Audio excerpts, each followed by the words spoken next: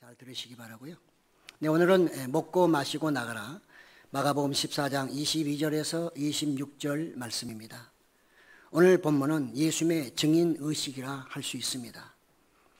예수님은 이 세상에서 제자들과 마지막 유월절을 지키게 됩니다. 성찬식을 거행하기에 앞서 예수님은 떡을 떼어주며 제자 중에 하나인 가룟 유다에게 말씀하셨습니다. 네가 나를 팔자다. 그렇지만 가룟 유다는 주님 무슨 말씀하십니까? 제가 어찌 주님을 팔겠습니까? 그는 아주 당당하게 거부를 했습니다. 그렇지만 예수님의 말씀대로 그는 예수님을 팔았고 또 나가서 참으로 그는 화를 당하게 됐습니다. 예수님도 그에게 화 있을지라 말씀하셨고요. 어찌 보면 예수님은 이렇게 자기를 팔 그 가룟 유다에게도 마지막 자기 몸과 살을 나눠주시기도 했습니다. 피를 나눠주시기도 했습니다. 그것은 예수님의 사랑의 메시지죠. 예수님은 누구든지 회개하고 돌아오면 사랑할 수 있다는 그런 사랑의 메시지를 전했으나 가룟 유다는 끝내 회개하고 돌아오지 않았던 것이죠. 예수님은 이런 말씀을 또는 마가는 이 말씀을 앞에다가 두고서 이제 성찬식을 하는 것을 우리에게 보여주고 있습니다. 그러므로 성찬식은 죄인 사람이 죄 지은 상태로 참여하는 뜻이 아니라 이 말씀을 생각하며 우리가 성찬에 앞서 먼저 자신을 돌아보고 또 부족한 것이 있으면 주님께 용서를 빌고 참여하라고 하는 그런 메시지로 우리가 읽어야 합니다. 예수님은 성찬식에 참여하는 제자를 향해서 축복하셨습니다. 그 축복은 무엇일까요? 예수님은 구원의 은혜를 베풀어 주실 것을 또 주신 것을 하나님께 또 감사하고 축복했다. 이렇게 볼 수 있습니다. 예수님은 누룩이 없는 떡을 의미하는 자신의 몸과 이 정말 구원과 연결시키고 있음을 볼 수 있습니다. 예수님은 자신의 몸을 그들에게 양식으로 주고 계십니다. 예수님은 자신의 몸을 식탁 교제로 올려놓으시고 그걸 나눔으로써 이 모든 모임이 하나의 공동체, 한 식구라는 것을 강조하고 있는 것이죠. 출애굽할 때 하나님께서는 양을 잡아 양의 고기를 먹으라 말씀하셨습니다. 예수님의 몸은 바로 그 양의 몸과 같은 것이죠. 양의 고기와 같은 의미로 예수님이 말씀하고 있음을 볼 수 있습니다. 이것을 먹어야만 그들은 힘을 내서 출애굽할 수 있는 것처럼 예수님의 몸을 먹어야만 우리는 에너지를 얻고 그 다음에 그것을 통해 영생할 수 있기 때문에 예수님은 상징적으로 비유적으로 이것은 내 몸이니 너희가 먹으라 이렇게 말씀하셨습니다. 우리는 에덴 동산에 있는 생명나무, 그 생명나무의 열매를 먹으면 영생하게 되죠. 그걸 생각한다면 예수님 바로 생명나무일 수도 있는 것이고 그분의 열매를 먹으면 영생을 얻게 되는 것입니다. 또 나아가 예수님은 감사하셨습니다. 포도주를 나눠주시면서 이는 내 피다 하시면서 나눠주면서 감사했습니다. 무엇에 대해 감사했을까요? 저는 먼저는 예수님께서 정말 아버지께서 나를 이 땅에 보내시고 이제 마지막 십자가에 가기까지 나를 사용해 주심에 감사합니다. 그런 감사 기도가 아니었겠습니까? 나아가서 그를 믿는 모든 사람들이 회개, 죄를 용서함 받고 구원의 길을 열어주심에 또한 예수님은 감사하셨을 것입니다. 그래서 예수님은 언약의 피라, 이것은 내가 너에게 준 새로운 언약의 피라고 말씀하셨습니다. 그 새로운 언약의 피는 생명의 피일 뿐만 아니라 구원의 피기도 한 것이죠. 마찬가지로 출애굽할 때 양을 잡아 그 피를 받아서 문설주에 바르면 죽음의 사자가 넘어가게 돼 있었고 그렇게 순종한 사람들은 생명을 얻었던 것이죠. 출애굽할 수 있고 해방을 얻었던 것입니다. 마찬가지로 예수님의 피를 마시는 그 사람들에게는 바로 모든 죄가 용서를 받게 되고 또 용서하면 회개하면 항상 용서해 주신다는 것을 우리에게 말씀하고 있습니다. 그래서 예수님의 피는 대속의 피입니다. 어떤 죄가 있다 할지라도 그분의 피를 만지거나 그분의 피가 정말 묻혀지기만 하면 모든 죄가 다 씻김받는 대속의 피라는 것을 우리에게 말씀하고 있습니다. 구약의 피는 양의 피를 통해서 제사를 통해 사람들의 죄를 용서받죠. 그러나 그것은 이례적입니다. 그 건에 한해서만 유효한 것이죠.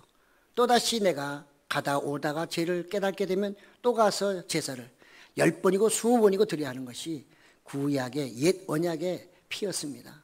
그러나 예수님은 이제 단회적으로 한 번만 예수님의 피를 묻히기만 하면, 그분의 피를 믿기만 하면, 그분의 피를 마시기만 하면 단회적으로 모든 죄가 용서함을 받는 것입니다.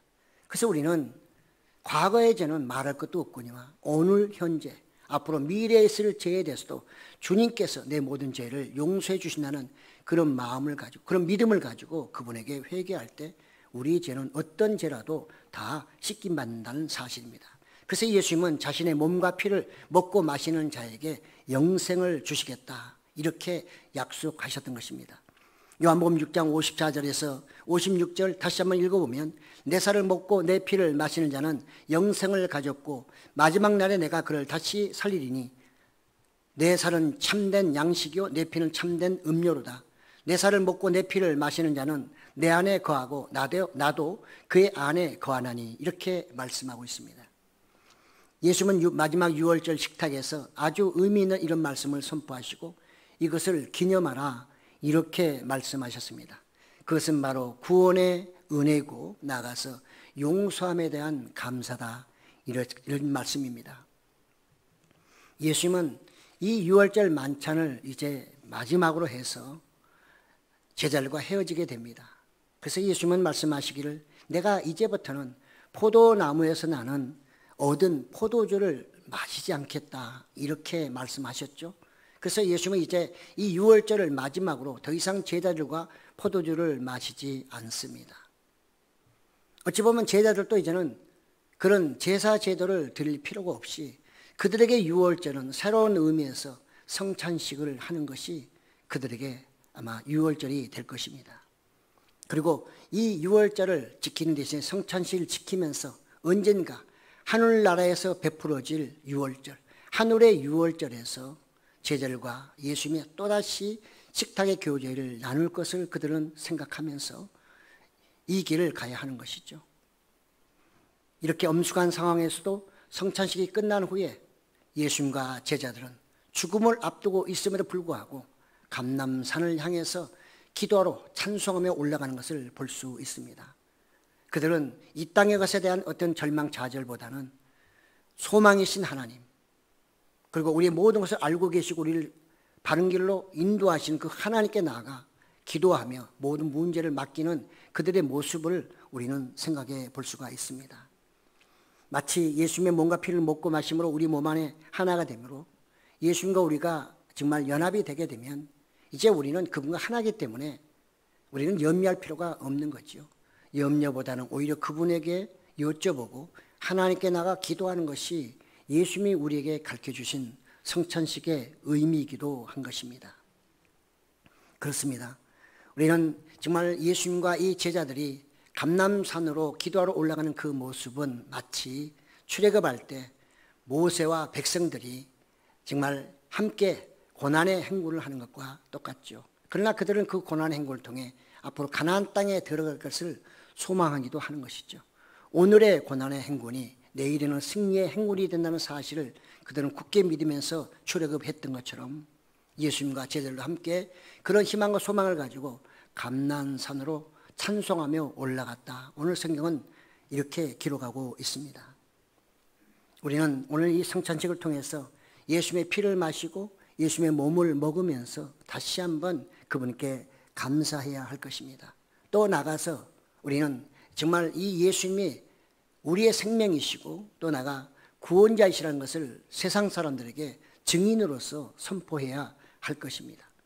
우리는 또 이 말씀을 보면서 바로 이 세례 요한이 가룟 유다가 회개하지 아니하는 것을 생각하면서 우리가 혹시라도 느슨하게 신앙생활을 하거나 또는 게으르게 신앙생활을 함으로 가룟 유다와 같은 그런 길에 빠지지 않도록 또 늘 경계해야 할 것이고요.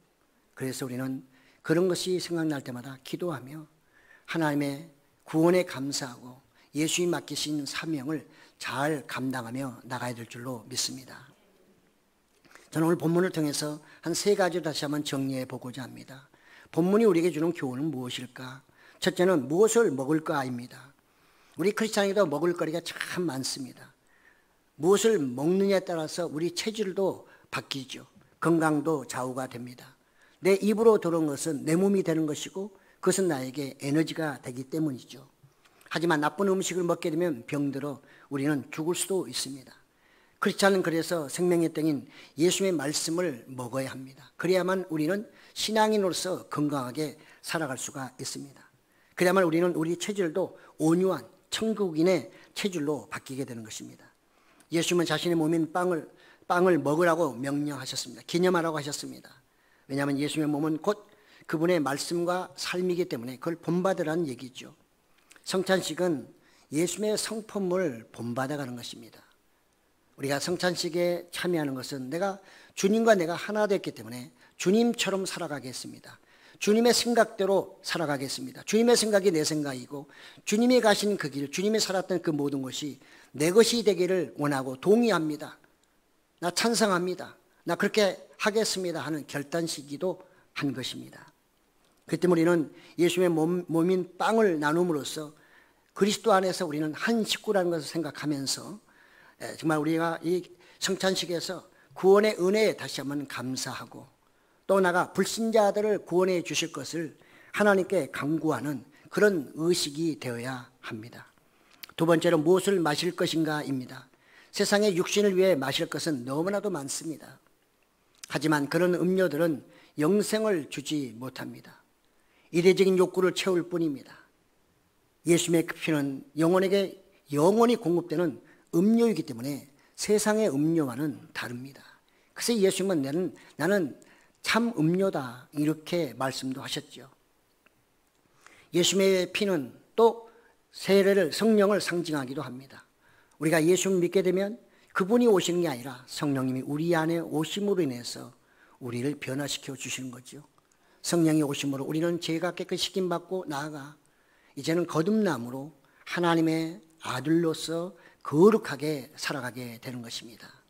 마치 떡상에 있는 떡을 제사장들이 늘 그 거룩한 떡을 먹음으로 그들이 거룩하게 지려고 애를 썼던 것처럼 우리도 예수님의 그 몸을 먹고 피를 마시게 되면 바로 거룩하게 되어지는 것이고 또 거룩하게 살려고 애를 써야 하는 것입니다. 그래서 우리는 예수님께 이 피가 늘 우리의 죄를 씻겨준다는 것을 깨닫고 항상 깨끗한 피를 갖도록 내 몸이 깨끗해지도록 내가 거룩해지도록 용서를 늘 빌어야 되고 또 그렇게 그런 길을 가려고 애를 써야 하는 것입니다. 예수님의 피는 대속의 피입니다. 그래서 예수님의 피를 마시는 사람들은 하나님의 거룩한 백성이 되는 것입니다. 내가 깨끗해서가 아니라 그분의 피로 말미암아 내가 깨끗해지는 것이고 그래서 거룩한 하나님의 사람이 되는 것입니다. 세상 술에 취하면 사람도 아닙니다. 마약에 취하면 인간도 아닙니다. 사람을 죽여도 왜 죽였는지도 모르는 것이 마약에 취한 사람들의 모습이고 술에 취한 사람들의 모습입니다. 그래서 술 취한 사람은 짐승과 같다 표현하지요. 그러나 성령에 취한 사람은 새로운 사람으로 모든 사람들에게 참으로 좋은 영향을 끼치고 나가 예수님의 생각과 그 삶의 모습을 보여줄 수 있기 때문에 사람들에게는 어찌 보면 희망도 되고 도전도 되고 위로도 되는 것입니다. 그래서 에베소서 5장 18절 19절에는 술 취하지 말라. 이는 방탕한 것이니 오직 성령으로 충만함을 받으라. 시와 찬송과 신령한 노래들로 서로 화답하며 너희의 마음으로 주께 노래하며 찬송하라. 이렇게 말씀하고 있습니다. 예수님은 제자들이 자신의 피를 마심으로 회개하고 새롭게 살라고 말씀하고 있습니다. 그것을 기념하는 것은 가룟 유다 같은 사람이 되지 말고 진실로 변화되어 나를 닮아 내가 너에게 맡긴 사역을 잘 감당하라. 이런 말씀으로 우리는 이해를 합니다. 그렇습니다. 우리가 성령이 임했다고 하면 이제 우리는 하나님의 사람인 것은 틀림이 없고요. 그렇게 되면 우리는 인격적으로 예수님을 만나신 것입니다. 예수님을 인격적으로 만났을 때 우리에게는 놀라운 삶의 변화가 온다는 것을 우리는 분명히 알고 또 아직도 내가 그것을 분명하지 않다면 오늘 성찬 예식에 참여한 모든 분들이 다시 한번 확인하고 내가 주 안에 있다는 사실도 거듭 확인하는 은혜의 시간이 되시기를 바랍니다. 마지막 세 번째로 무엇을 위해 살 것인가입니다. 사람들은 삶의 목표와 방향을 나름대로 정합니다. 그러나 그들의 결과는 무엇입니까? 그 모든 것들은 죽음으로 마무리됩니다. 물론 그들이 남긴 유산도 있지요. 그러나 그것도 언젠가는 다 물거품이 되고 말 것입니다. 그때 우리는 예수님의 몸과 피를 먹고 마심으로 인해서 그분이 내 안에, 내가 그분 안에 있음으로 하나가 되어서 연합된 사람으로서 하나님의 뜻을 깨달아야 되고 예수님이 가셨던 그 하나님의 뜻을 우리도 그 길을 따라가야 하는 것입니다. 그렇다고 모든 사람이 목회자가 되고 모든 사람이 사역자가 되는 것은 아닙니다. 여러분 각자의 위치에서 이런 목표를 가지고 내가 어떻게 하면 주를 기쁘시게 하고 또가 내가 성령과 정말 또 성령을 거듭난 사람으로서 어떻게 하나님께 영광을 돌릴까를 생각하며 각자의 위치에서 살아간다고 하면 그것이 그리스도와 연합된 것이고 그것이 바르게 살아가는 길입니다. 그렇습니다. 우리는 예수님의 의식이 필요하고 예수님의 그 행위를 본받는 그런 사람이 되어야 하는 것입니다. 오늘날 세상은 우리 보고 당신들은 예수 믿는다고 하는데 도대체 당신들 그 삶 속에서는 예수님도 보이지도 않고 예수님의 사상도 보이지 않고 예수님의 행동은 더군다나 보이지 않으니 당신들이 잘 믿으시오. 이렇게 말하고 있지는 않을까요? 그렇습니다. 우리는 절망과 좌절, 한숨과 눈물이 있는 이 세상의 목표와 방향을 두고 사는 사람이 아니라 소망과 희망과 기쁨과 평안이 있는 낙원을 향해 가는 하나님의 자녀들입니다. 그렇기 때문에 우리는 그리스도와 연합되어야 되고 그 연합을 통해서 이런 소망의 날을 향하여 그리고 소망이신 예수님을 끈으로 삼고 그 끈을 붙잡고 나아가는 성도들이 되어야 합니다. 그래서 우리는 이 땅에 사는 동안에 이미 말씀드렸지만 가룟 유다를 항상 우리의 교훈으로 삼아야 됩니다. 가룟 유다는 우리의 반면 교사인 것입니다. 성찬식에 참여했다 하여 예수님의 몸과 피를 먹고 마셨다 하여 가룟 유다 되지 말라는 법은 없습니다. 늘 경계하고 성찬 예식뿐만 아니라 늘 주의 말씀을 읽으며 기도로 성령의 인도하심을 받아 아름답게 살아가고 예수님의 증인의식에 참여한 여러분으로서 이제 예수님의 증인답게 살아가는 놀라운 역사가 여러분의 삶에 꼭 펼쳐지시기를 바랍니다. 오늘